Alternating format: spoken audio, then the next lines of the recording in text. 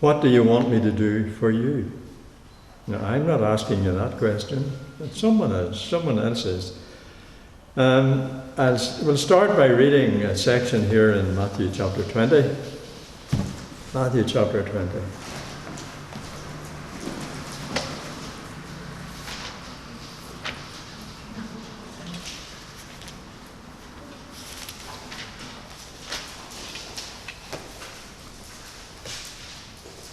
And starting at verse 17.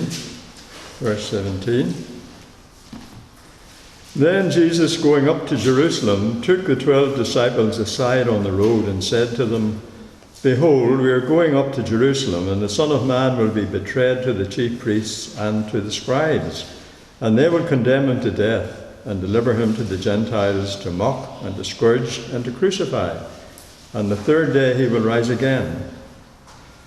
Then the mother of Zebedee's sons came to him with her sons, kneeling down and asking something from him. And he said to her, What do you wish? She said to him, Grant that these 2 sons of mine may sit, one on your right hand and the other on your left, in your kingdom. But Jesus answered and said, You do not know what you ask. Are you able to drink the cup that I am about to drink, and be baptized with the baptism that I am baptized with? They said to him, We are able. So he said to them, You will indeed drink my cup, and be baptized with the baptism that I am baptized with, but to sit on my right hand and on my left is not mine to give. It is for those for whom it is prepared by my Father. And when the 10 heard it, they were moved with indignation against the 2 brothers. Excuse me. Against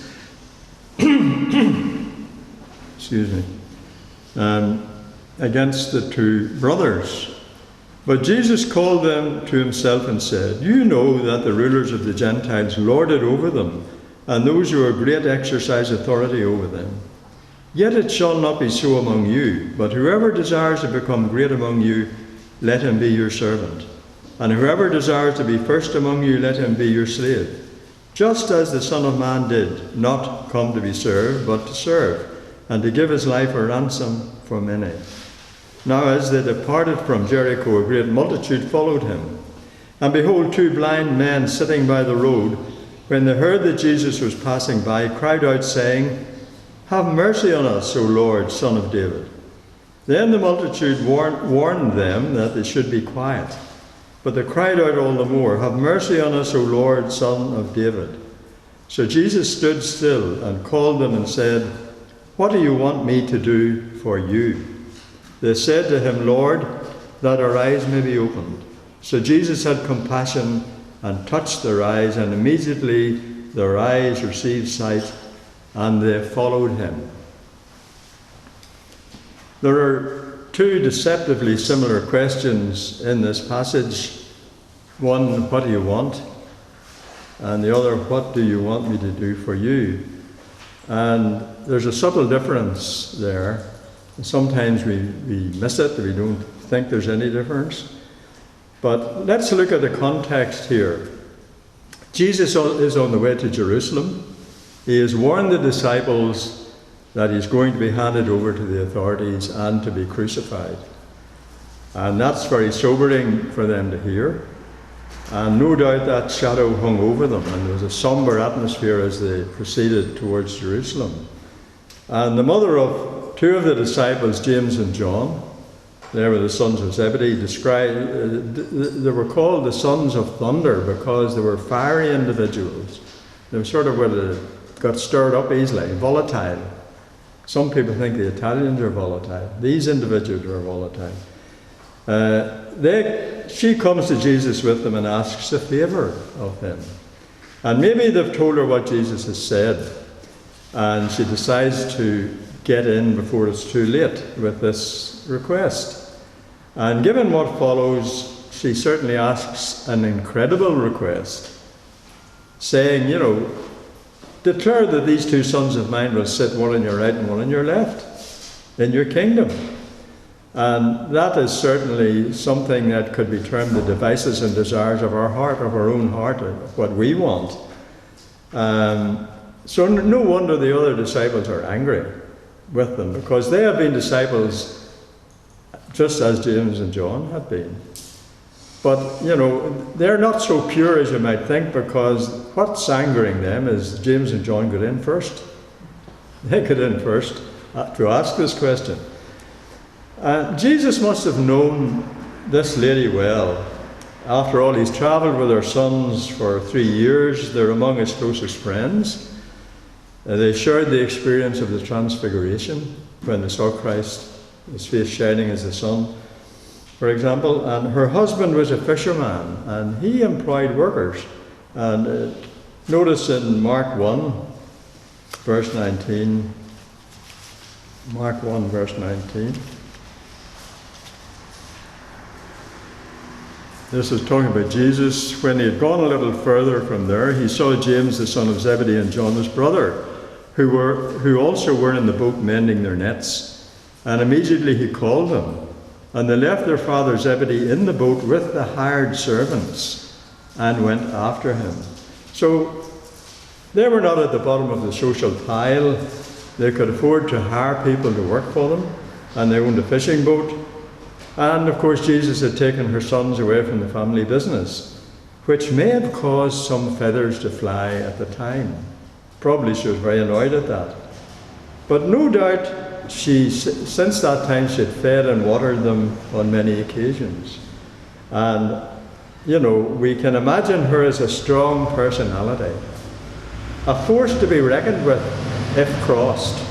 And that sort of lady you think before you cross them. And Jesus appears, when we read about him in the Gospels, to have enjoyed conversations with feisty women. He enjoyed those conversations. And, we can think he had a soft spot for this woman. He had a soft spot for her. She had made great sacrifices for him. Is there a closer relationship, do you think? Is she closer to Jesus than we might realize? There are 3 scriptures that will inform us on this, and we don't need to turn to them all. But Matthew 27, verse 56, you can always look it up. It mentions that at the crucifixion was the mother of the sons of Zebedee, this lady we're talking about.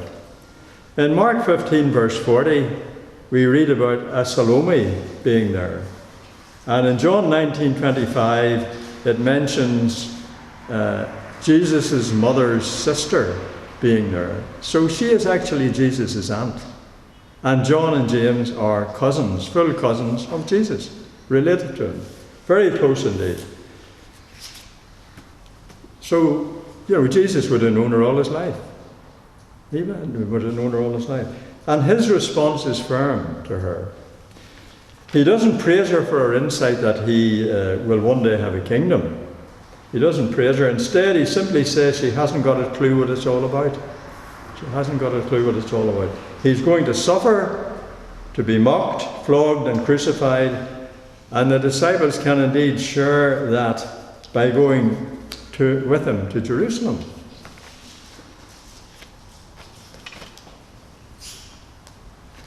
There's an interesting couple of verses there in verses 22 and 23 of Matthew 20, 22 and 23, where Jesus says, "You don't know what you ask. Are you able to drink the cup that I'm about to drink and be baptized with the baptism that I am baptized with?" And they say, "We're able." And he said, "You will indeed drink my cup." And the disciples are so convinced that he must be following the sort of plan they have in mind that they can't register his repeated warnings that it's all going to be different. It's not going to be that way. He's talking about dying a horrible death. They seem to think it's picture language for the great victory he's going to win at Jerusalem. And in a sense it is, but not in the way they think.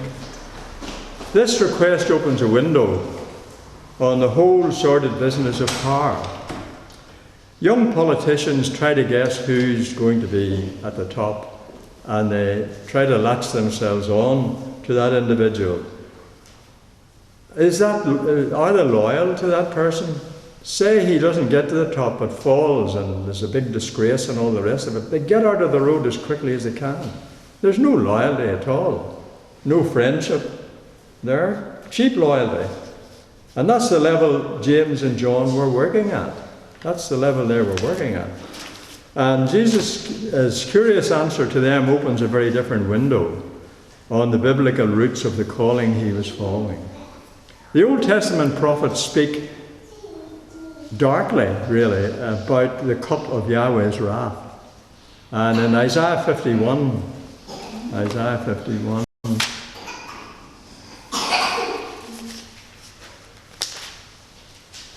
and verse 17, Awake, awake, stand up, O Jerusalem, you who have drunk at the hand of the Lord the cup of his fury. You have drunk the dregs of the cup of trembling. And in verse 22, Thus says your Lord, the Lord and your God, who pleads the cause of his people. See, I have taken out of your hand the cup of trembling, the dregs of the cup of my fury. Here he's talking to Israel, the prophet in Isaiah, and they have drunk the cup. They've drunk the cup. And then God takes it away from them. Notice in Jeremiah 25.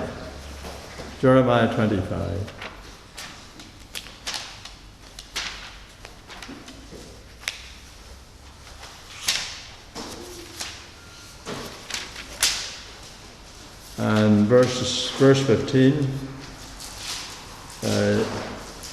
Thus says the Lord God of Israel to me, this is Jeremiah, Take this wine cup of my fury from my hand and cause all the nations to whom I send you to drink it. And they will drink and stagger and go mad because of the sword that I will send among them. Then I took the cup from the Lord's hand and made all the nations drink to whom the Lord sent me. Jerusalem and the cities of Judah. Yeah. Remember, the Babylonians came and destroyed Jerusalem, took a large part of the population captive and slew a lot of them. And then in Lamentations we find Lamentations 3.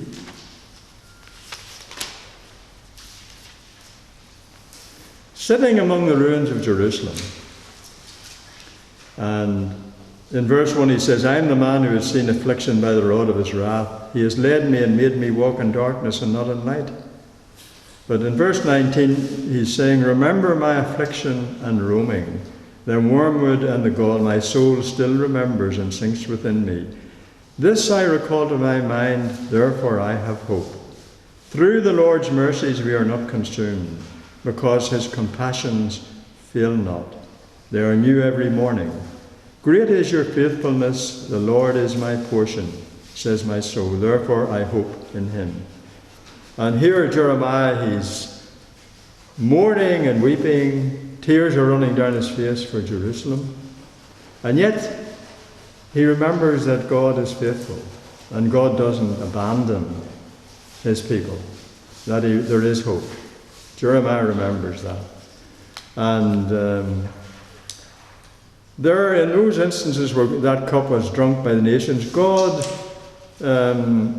grieves over the awful wickedness of the world, the oppression of people, the slaughter of people, and all the rest of it. He grieved over that, and he stepped in at last to give the violent and bloodthirsty oppressors the just rewards for their deeds.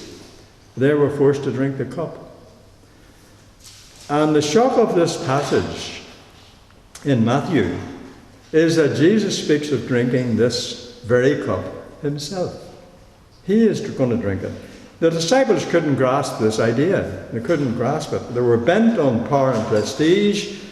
They were becoming a little like the rulers of the world around them, a bit arrogant. And of course, in verse 25 of Matthew 20, Jesus rams the lesson home about the kind of kingship he's intending to follow. Verse 25, Jesus called them to himself and said, You know that the rulers of the Gentiles lord it over them, and those who are great exercise authority over them. It shall not be so among you. Whoever desires to be great, let him serve. Whoever desires to be first, let him be your slave. Just as the Son of Man did not come to be served, but to serve and to give his life a ransom for many. And he rammed that home. That's why he came, not to be elevated to an earthly throne and lorded over people, but to come to give himself for us, to give himself for us. And this sheds a light on the Christian life. Jesus said those who would share his triumph must drink his cup. And of course, what was the cup? In Mark 10:34, you don't need to turn there, Jesus said, whoever desires to come after me, let him deny himself and take up his cross and follow me. And of course, it was to James and John that Jesus spoke when the mother came forward with them. And life treated James and John very differently. James was the first of the apostles to die a martyr's death. In Acts 12, you can read that. Acts 12, verse 2, you can look it up. Regarding John, tradition points to John living to a great old age in Ephesus and dying a natural death. And of course, he wrote, the Gospel of John was written late, many scholars think, and the epistles also, they were written late. But he lived on into the 90s, maybe into the end of the century. And for him, for John, the cup was the constant discipline and struggle of the Christian life. It wasn't right through all those years. And he was pretty aged, 90, maybe near 100.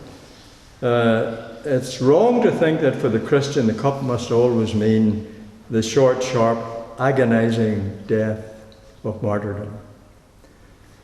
It may be for most, it's the long routine of the Christian life, with its daily sacrifices, its heartbreaks, disappointments, and its tears, but there's joy as well when we know who's on our side. When we know who's on our side.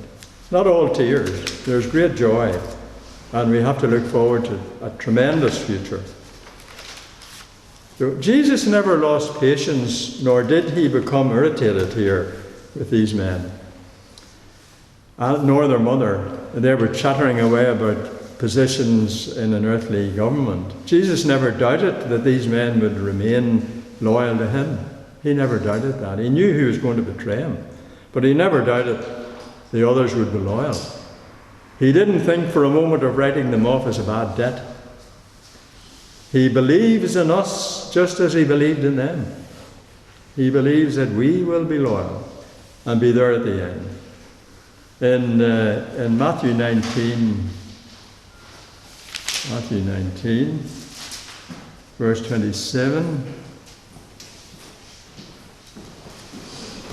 we're talking here in this section about how difficult it would be for a rich man to enter the kingdom.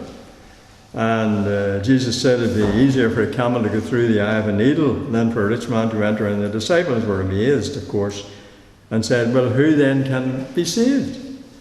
And Jesus looked at them and he said in verse 26, with men this is impossible, with God all things are possible. Then Peter answered and said, see, we have left all and followed you. Therefore, what shall we have? In other words, Peter said, what's in it for me? I have left everything. Good business, making money fishing. What's in it for me? And Jesus said, assuredly I say to you that in the regeneration, when the Son of Man sits on the throne of his glory, you who have followed me will also sit on 12 thrones, judging the 12 tribes of Israel. And everyone who has left houses, or brothers, or sisters, or father, or mother, or wife, or children, or lands for my name's sake shall receive 100-fold and inherit everlasting life. Many who are first will be last, and the last first. So there, brethren, we are precious to God, and there's that wonderful future ahead of us. And of course, Christ trusts us. He believes that we will be there. He doesn't doubt it. No way. And the thing to bear in mind about drinking the cup through the long Christian life, God tells us in 1 Corinthians 10 verse 13 that we will not be tried above what we're able to bear. He will give us the strength or make a way of escape. Let's look at that, 1 Corinthians 10. 1 Corinthians 10, 13.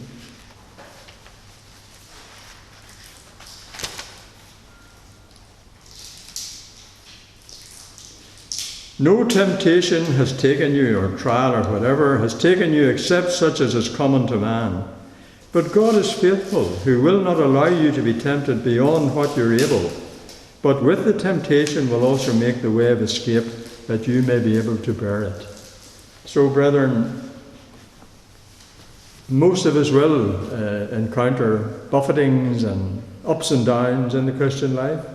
We'll have highs where we're really feeling the joy and the zeal for Christ, and there'll be times when we're a bit down, but we have that assurance from God that He won't let us be tried to destruction or tested to destruction. They test cars before they put them on the road, and they really do. Sometimes when you're getting your car MOT, they put them up on this thing and it shakes away at them and you think the wheels are going to fall off. Well, we won't be tested to destruction, brethren. We won't be. Then we come to the two blind men. And Jesus asked the same question, only there's a subtle difference. It isn't, what do you want? It may sound an obvious question and answer to us, but it was by no means obvious to them or to the crowd. Just think about it. In many cities around the world, when you go on vacation or holiday, you'll see people sitting by the roadside saying the same words to everyone who passes by. Spare a thought for an old woman. You'll hear that. You'll see it. Even in Belfast you see it. Got a few coins, sir? Some change? You hear that.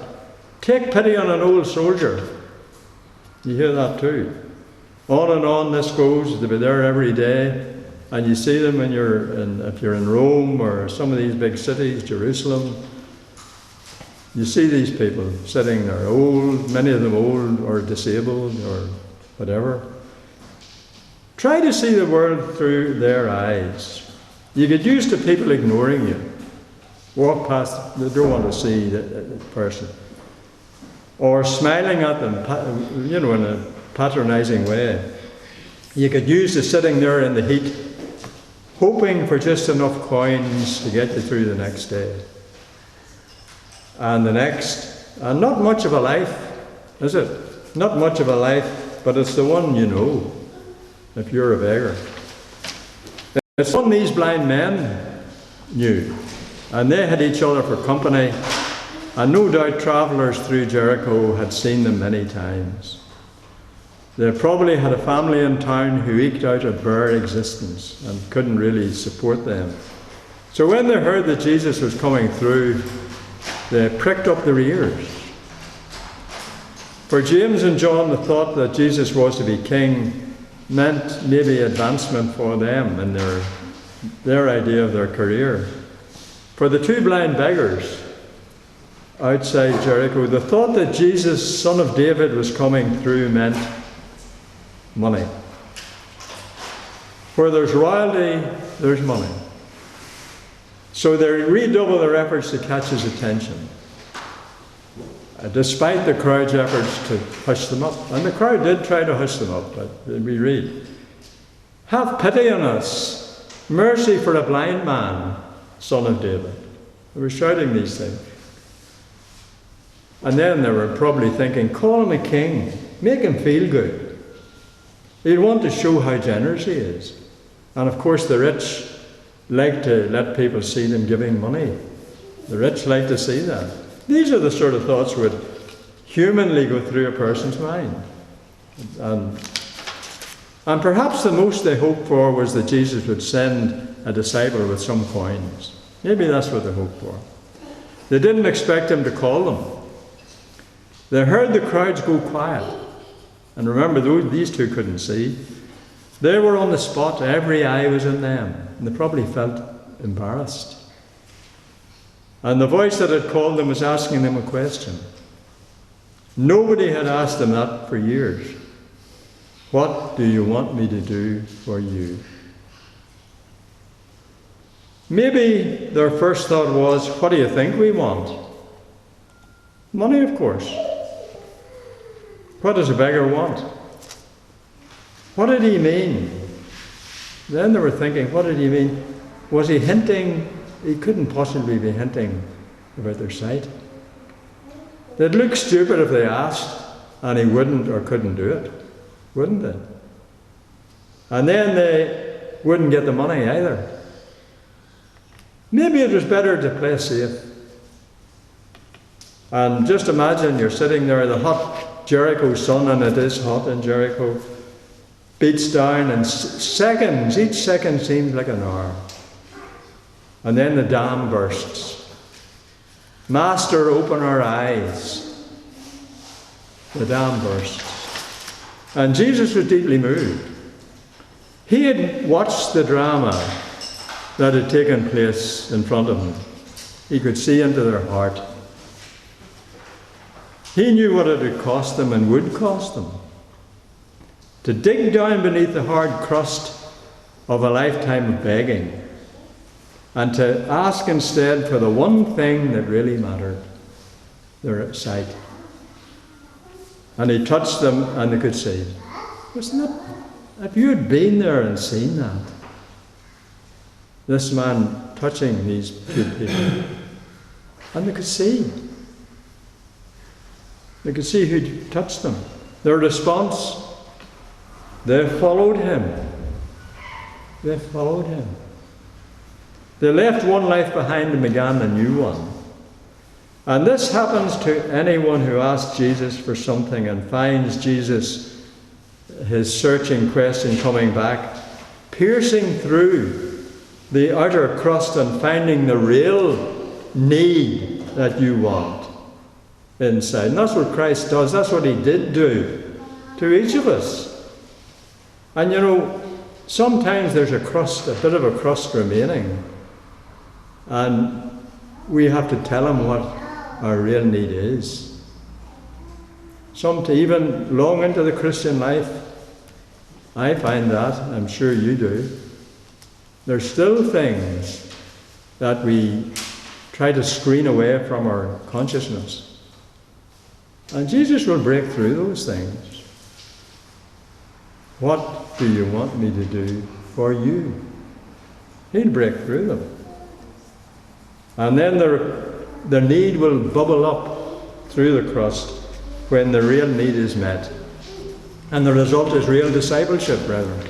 Real discipleship.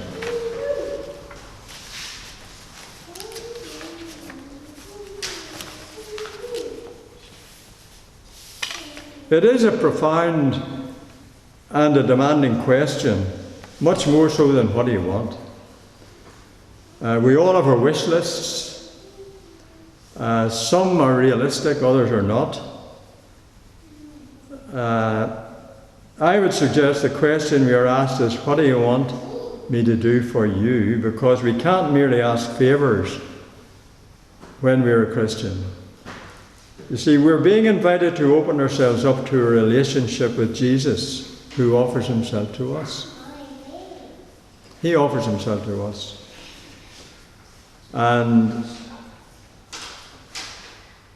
he gives us his time, and he can do this to everybody because he's God, of course. His attention is caring, and that should draw something from us. In John 6:37,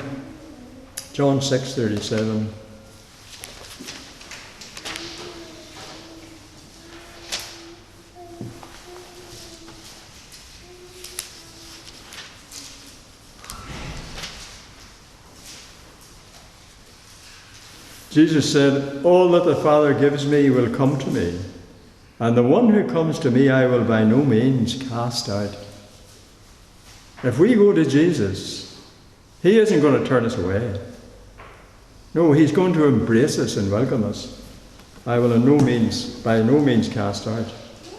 Remember in Matthew 11,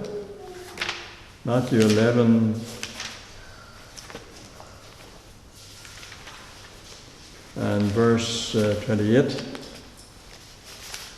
Matthew 11, verse 28. Jesus said, and this is, what can I do for you? Come to me, all you who labor and are heavy laden, and I will give you rest. Take my yoke upon you and learn from me, for I am gentle and lowly in heart. And you will find rest for your souls, for my yoke is easy and my burden is light. So here is Jesus drawing us into a deeper relationship. He tells us to come to him. Come to him. In the context of our relationship with Jesus today, how does this affect our prayers, our praying?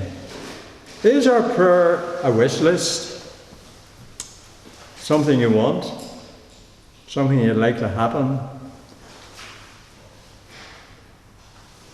Maybe good and important things, some of them, but they're things. Or is our prayer, first of all, an offering of ourselves to a relationship with God? A strengthening of the relationship we have. A strengthening of it. And within the context of that, we might ask for things that we want. By offering ourselves, of course. And if we pray like that, we may find ourselves being asked to be part of the answer to our prayer. When we pray for peace in God's world, God may ask us to be peacemakers in our part of it. And when you think about it, we don't have to travel into the city square and with a megaphone to try to do that. In many families there are brothers and sisters, fathers and mothers who don't speak to one another. Can we, in our family, and that can happen in any family. So I know people who haven't spoken for years. Can we be part of peacemaking there? I remember being asked once by a relative, why didn't you back me up? If I had backed them up, I would have caused offense to the other person. So you don't make peace by backing one up against another, unless there is a blatant, obvious thing that the other person can be made to see is wrong. So brethren, in those ways we can be peacemakers. God may ask us to do that. He may ask us to give money to help people who are migrating, like there are at the moment. Hundreds of thousands and a couple of million people in Turkey trying to get away from war and oppression and trying to go across a stretch of ocean to Greece, and little wobbly boats sinking. And God may ask us to give money to help them, where we can, of course. When we pray for the sick, God may ask us to visit them. If someone's sick, do we visit them? Lift up their heart? It's great for someone to call, and even though you're not expecting them, or you can always ring and say, is it all right to call? But it lifts the person's heart, really does. Lifts their heart. And why? Because we are part of the body of Christ. Remember in Isaiah 6, Isaiah saw a vision of God in the temple, and it talks about God's train filling the temple. And one of the seraphim flew over with a live coal from the fire to touch his mouth, because he said, I'm a sinner and I've seen God and I'll die. And the seraph said, your sin is taken away. And then God said, who shall we send? And Isaiah said, send me. There's a hymn, isn't there? There's a hymn. Yeah, we are the body of Christ. We are his hands and feet. We are the embodiment of God on earth. God lives in us. And if prayer is a relationship with God, then we can expect God to answer us back and help us secure what we prayed for by being part of the answer, part of the answer. We don't need language to express love. Our deeds express love. It's funny that language expresses hate, isn't it? But it doesn't express love. What we do expresses love.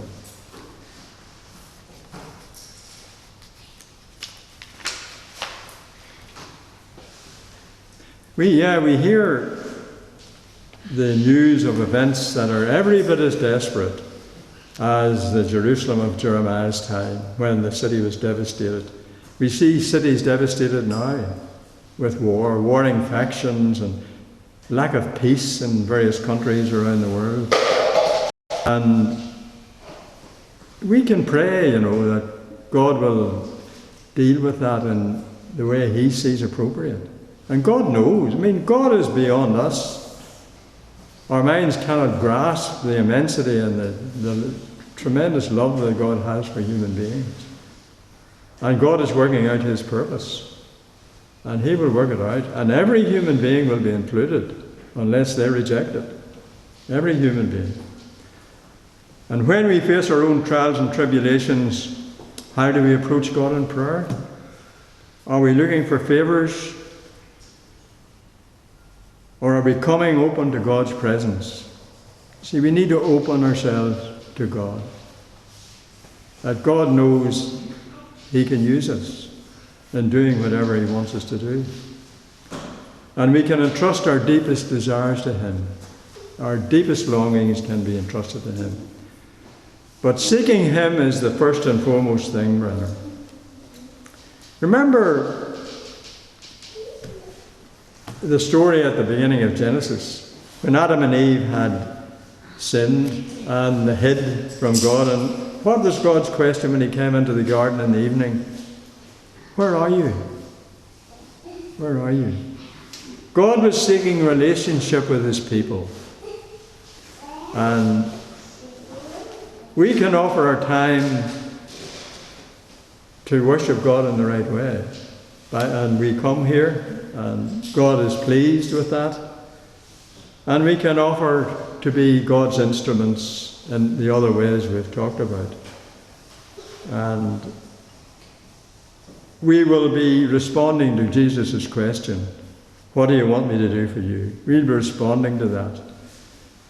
Because we'll be opening ourselves up to meet Him in those situations. And we will find that we're changed by those encounters.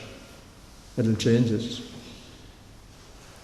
Because God brings His compassion into all those situations, and that will influence us. We'll feel His compassion.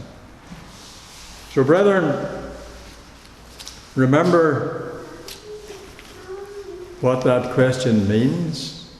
It means opening ourselves up to a deeper and stronger relationship.